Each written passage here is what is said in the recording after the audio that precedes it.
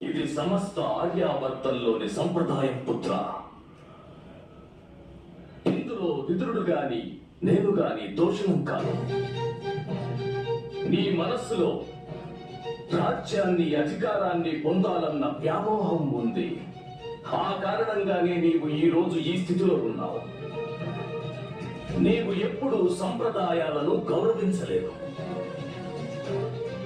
ఈ కారణంగా సమస్త ఆర్యావర్తము నేడు ఈ యుద్ధ పరిస్థితులను ఎదుర్కొనవలసి వచ్చింది.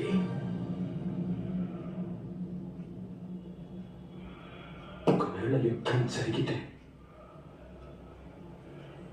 అందులో నా పుత్రులు మృతి చెందుతారు. కానీ యుద్ధం జరగకుంటే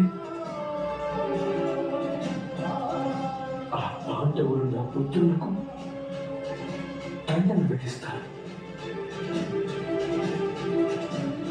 అప్పుడు వారు మృతి చెందుతారు. యుద్ధాన్ని విడనాడమని సలహా ఇస్తే ఒప్పుకుంటాడా నీ పుత్రుడు ధృతరాష్ట్ర? ఆ గాంధార రాజు శకుని వారిని ఒప్పుకోనిస్తాడా?